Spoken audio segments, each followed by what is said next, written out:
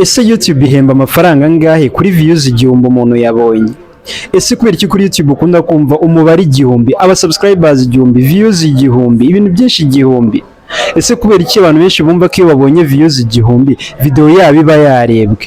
Mu by'ukuri reka tubanze turebe ngo igihumbi gisobanuye iki kuri YouTube, tubone kureba ngo ese yaguhemba amafaranga angahe YouTube kuri views igihumbi.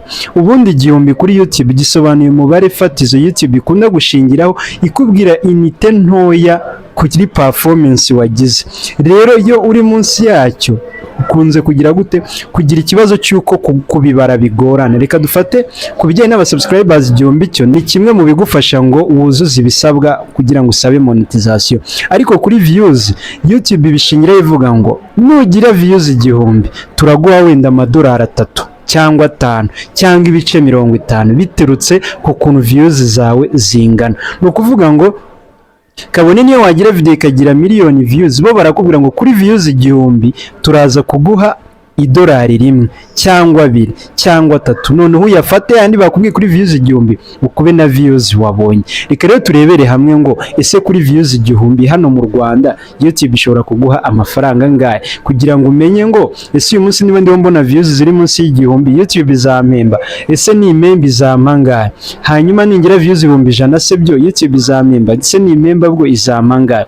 Nidukoresha urwo rugero murazi kubisobanukirwa neza kugira ngo umenye ngo views igihumbi zihembwa angahe, views 10,000 zihembwa angahe, views 100 zihembwa angahe. Ngiye mugiye kubana nitwa Gatari Fred, nimba ari ubwa mbere ugeze hano tuguhaye ikaze, uze gukora subscribe ufungura inzogera kugira ngo tuzadushyiraho video uzajye yakira mu ba mbere, hanyuma ubane natwe mu ishuri. Ibuka ko icyanzu.com bakugezaho ibikoresho byose bitandukanye kugira ngo ushobore gukora video zisa neza kandi n'amajwi yumvikana. Mikrofone nk'izi, amatara nk'aya, stand ndetse n'ibindi bitandukanye urabibona ugiye kuri website yitwa wa@icyanzu.com cyangwa ukabahamagara kuri 0788 42 1133 bagahita bagufasha vuba cyane.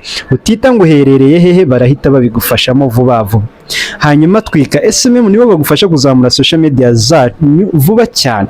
Nimba ari bwo ugitangira babwire babikuzamure vuba, ijoro rimwe urarara nawe zimeze nk'izarunaka. Nimba ukunda Dumba iraburacya imeze nk'iyi.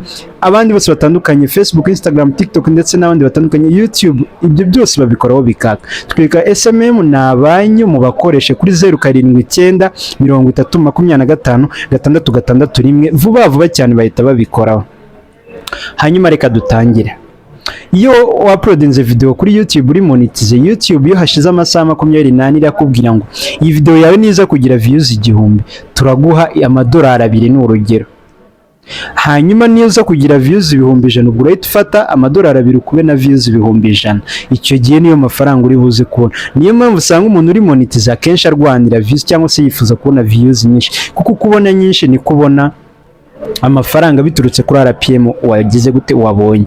Rero hari umuntu ushobora kubona views nkeya akarusha amafaranga uwabonye views nyinshi, biterwa n'iki. Reka twinjire muri video tubirebere hamwe kugira ngo ari we wese agende abyumva kurushaho.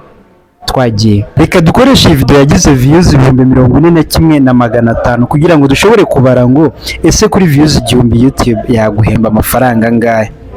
Nkuko mubibona ni video yagize views 41,500, igira amasaha 2,000, igira abasubscribers 3,700, igira amadolari 81 n'ibice 18. Ibi rero byo yagize hano, ibi amadolari 81 n'ibice 18 nibyo biza iyo bikanzeho hano, nibwo ushobora kuza ukareba ngo ese YouTube bundi yari yanyemereye amafaranga angahe kuri views igihumbi, kubera ko nicyo gipimo shingiro. Ubwo ndaza nkandi hano handitse revenue, hano ninjire muri performance y'iyi video. Nkuko ubibona niduscrollinga tukazamura gutya turaza dusanga ikintu hano bita RPM cyangwa se icyo twakwita revenue per 1k views, sibyo aricyo iki ngiki. Rero hano nkuko ubona bampaye idolari 1,96 byampeshaga neza kwinjiza amadolari 81 kuko video yanjye yagize views 81,000. Bivuze ngo rero iki gipimo kiri hano nicyo kiguhesha ingano y'amafaranga ari buze kwinjira.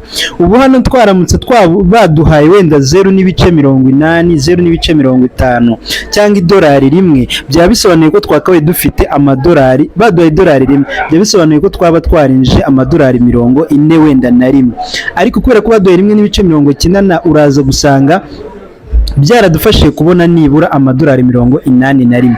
Rero views 1000, ubu iyo ngira views 1000 zonyine ntihagire ikintu na kimwe kirengaho, nari kwisanga mfite ni ukuvuga ngo hano hejuru hakabaye handitse 0.96. Rero uri kumva igipimo shingiro cy'imibare ya YouTube ishingira kuri views 1000. Iki nicyo twita RPM. Rero nk'uko ubibona, iyo wagize nkeya RPM ntoya ubona amadolari makeya kuri views zawe zose wagira nyinshi hano ukagira amafaranga menshi kuri views nke wagira. Ariko hano ndagira ngo wumviremo nanone, umuntu ashobora kugira views nyinshi nk'uko ubona iyi video wenda yarebwe ikagira views 41,000 iyi ngiyi gutya, ariko ukaza kureba aho twagiye ku mafaranga ugasanga ifite views wenda ugasanga ifite amafaranga nk'amadolari 20. Ibyo biterwa n'iki? Biterwa na RPM baguhaye ndetse n'abantu bagiye bakora aho baherereye ndetse n'uburyo bagiye bareba video bakayitindaho. Ibyo ngibyo biza kugufasha rero guperforminga neza ku mafaranga uri buze kwinjiza. Rero YouTube ikindi kintu twari twavuze, hari abantu benshi bakunda kuvuga ngo nagize views 1000 ngo niyo narekeraho. Mu by'ukuri views 1000 ni umwaka igihe ufite RPM ntoya cyane. Ibaza ufite nka 0 wenda 80, ugahora ugira views hano, ugahora ugira views hano wenda ukagira views 1000, ugahora ubona ibice 80. Wakwibaza ngo ese wazuza amadolari wenda 100 yo kubikuza ryari? Wakuza amayero 70 ryari? Rero mu by'ukuri views 1000 nizo ni imibare shingiro ushingiraho kugira ngo ubare vinuze amafaranga, ubare ibintu bitandukanye hano kuri YouTube.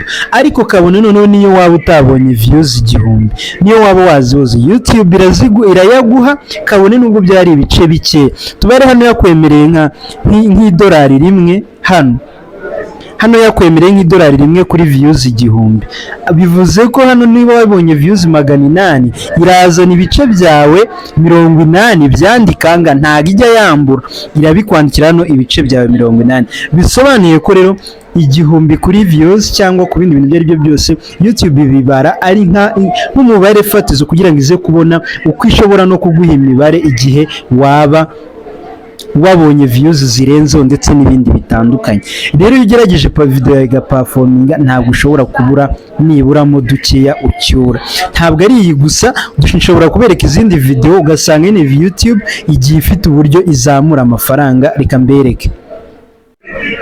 Urabona nk'iyi video yindi nayo yagize views 20,000, igira amasaha 1,300, igira abasubscribers 900. Nidukanda hano kuri revenue turaza turebe dusanga yagize views, yagize amadolari 38, ariko bikaba byaratewe nuko yagize RPM y'ibice ya 0.81. Rero bisobanuye ko hano iyo hari imibare myinshi amafaranga ashobora kuzamuka igihe cyose uri kubona RPM. Hano rero ushobora kwibaza uti noneho nimba mbona RPM ntoya, urugero nk'iyi urabona ko ifite ibice 60, RPM iri hasi cyane. Nituza kujya kuri ku mafaranga yinjije amadolari 32, ariko ubwo turaza kujya kuri views dusange yagize views nyinshi kuruta za video zose mwari mwabonye, ariko usange amafaranga yayo ni make. Bisobanuye iki rero? Bisobanuye ko views ntago amafaranga nagagendera kuri views, ahubwo agendera kuri performance ya video ndetse na RPM bayihaye. Ibi rero ni ibintu bigomba kukwereka neza ko views 1000 kuri YouTube ni umubare shingiro kugira ngo YouTube ishobore kukubarira imibare yawe. Hano ushobora kuba bisobanukiwe, icyo ukora ari ukurwanira kuzamura iyi RPM yawe. Tuzakora ama video menshi atandukanye, nimba muyakeneye abereka ukuntu nibura wagerageza kuzamuramo aka RPM. Reka duhure mu video ataha. Ciao ciao.